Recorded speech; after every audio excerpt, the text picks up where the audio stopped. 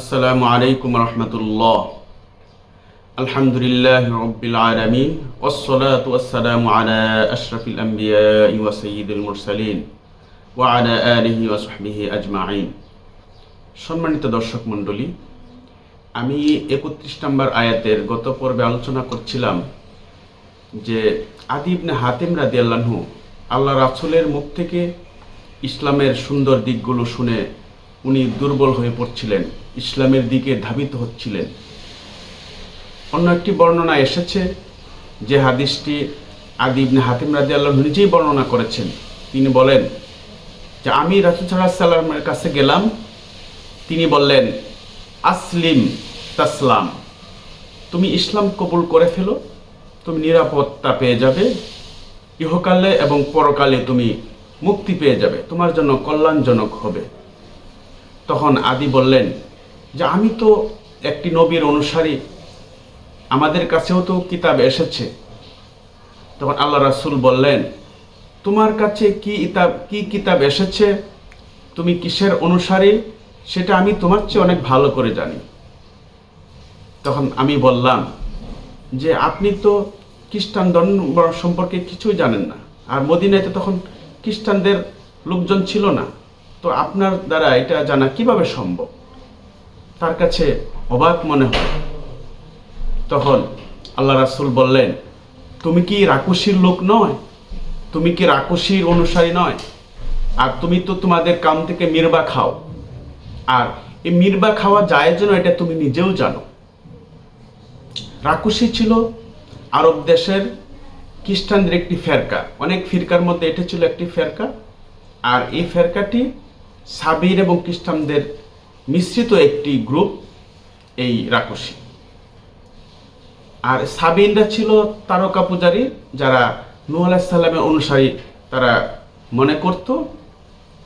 এই রাকুশি যারা, তারা কোনো যুদ্ধে জয়লাভ করার পর তাদের গোত্র নেতা 4 ভাগের 1 ভাগ এই গনিমত খেয়ে ফেলতো, আর 3 ভাগ তাদের অনুসারীদের মধ্যে বন্টন করত। অথচ খ্রিস্টান ধর্মের অনুসারে তাদের এটা খাওয়া জায়েজ নয়। আর আল্লাহ রাসূলের নবুয়ত পাওয়ার আগে কোনো গনিমতের মাল পাওয়া গেলে সেটি তারা আগুন দিয়ে ফুরিয়ে ফেলতো, খাওয়া তাদের জন্য জায়েজ ছিল না। তো এসব কথা বলার পর আদি ইবনে হাতিম বলেন আমি চুপ হয়ে গেলাম, আমার মুখ দিয়ে কোনো কথা আসছিল না, আমি লজ্জা পাচ্ছিলাম। আর আল্লাহ রাসূল কথাগুলো বারবার বলছিলেন, কয়েকবার বলছিলেন, কারণ আমি তখনও ইসলাম গ্রহণ করার জন্য রাজি হচ্ছি না। তখন আল্লাহ রাসূল আমার চেহারার দিকে তাকিয়ে বললেন যে তুমি কেন ইসলাম অনুসরণ করছো না সেটা আমি জানি। কারণ হলো তুমি অনেক সম্ভ্রান্ত পরিবারের লোক, তুমি ধনী লোক, আর ইসলামের অনুসারী যারা তারা গরিব, দুর্বল, গোত্র নেতা নয়, ওইরকম পর্যায়ের নয়, যার কারণে তুমি ইসলাম গ্রহণ করতে পারছো না। তুমি কি হীরা শহর সম্পর্কে জানো? হীরা শহরটি মূলত ছিল সিরিয়া থেকেও দূরে, অনেক দূরে। তিনি বললেন যে আমি হীরা শহর যাই নাই, তবে সেটার সম্পর্কে আমি শুনেছি।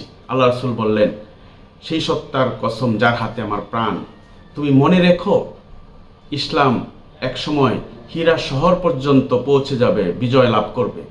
আর হীরা শহর থেকে একটি মহিলা এককভাবে একাকী সে নিরাপদ তার সাথে সে মদিনায় আসবে, আল্লাহ রাসূলের দেশে আসবে, এবং সে নিরাপত্তার সাথে সে নিজের দেশে ফিরে যেতে পারবে। কেউ তার কোনো ক্ষতি করবে না, ইজ্জতের লুণ্ঠন করবে না, সেটা তুমি মনে রেখো। আর হরমুজ, খসরু ইবনে হরমুজ পারস্যের সম্রাট, সেই পারস্যের সম্রাটও ইসলামের সুশীতল ছায়াতলে সে পর্যদুস্ত হবে, সকল সম্পদ ইসলামের হাতে চলে আসবে, এটাও তুমি মনে রাখো, তারা পরাজিত হবে। এ কথা শুনে আদি ইবনে হাতিম মনে মনে বললেন যে এত বড় সম্রাট, বিশ্বের সবচেয়ে সেরা সম্রাটও কি ইসলামের কাছে পরাজিত হবে এবং সকল সম্পদ আসবে? তিনি একথা শুনে আল্লাহ রাসূলের দিকে তাকিয়ে রইলেন, এবং আল্লাহ রাসূল একথাও বললেন যে তোমরা মুমিনদেরকে, মুসলমানদেরকে অর্থ সম্পদের দিক থেকে দুর্বল দেখতে পাচ্ছ, তারা একসময় অনেক সম্পদের অধিকারী হয়ে যাবে। এই কথা বলার পর তিনি বললেন যে আমি এক পর্যায়ে দুর্বল হয়ে আল্লাহ রাসূলের কাছে ইসলাম গ্রহণ করে ফেললাম। তখন আল্লাহ রাসূলের চেহারা খুশিতে উজ্জ্বল হয়ে গেল।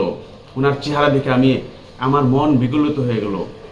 উনি খুবই খুশি হয়ে গেলেন, কারণ আদি ইবনে হাতিম ছিলেন গোত্র নেতা ইসলাম গ্রহণ করলে তার সকল অনুসারী, তার সকল গোত্রের লোক ইসলামের দিকে ঝুঁকে পড়ে। সম্মানিত উপস্থিতি, পরবর্তী পর্যায়ে আদি ইবনে হাতিম বললেন যে আমি দেখলাম যে হীরা শহর থেকে একটি মহিলা সে নিরাপত্তার সাথে মদিনায় এসেছে, আবার নিরাপত্তার সাথে সে তার দেশে ফিরে গিয়েছে, তার কোনো ক্ষতি হয় নাই। এবং এই পারস্য সম্রাট খসরু ইবনে হরমুজ সে যে পরাজিত হয়েছে এটা সাক্ষী আমি নিজেই সেটার যোদ্ধা ছিলাম, আমি যুদ্ধ করেছি এবং পারস্য দেশকে আমরা বিজয় লাভ করেছি। এবং আমাদের যুগে মানে এই মুমিনগণ সম্পদশালী না হলেও আব্বাসী ও উমাইয়া আমলে তারা এমনভাবে সম্পদশালী হয়েছিলেন যে কোনো লোক পাওয়া যেত না জাকাত খাওয়ার মতো।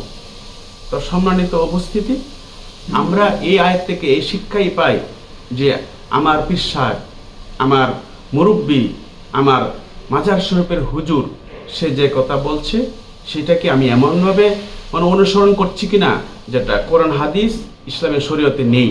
যদি তাই হয়ে থাকে তাহলে এই আয়াতের আলোকে আমরা শিরিক করছি।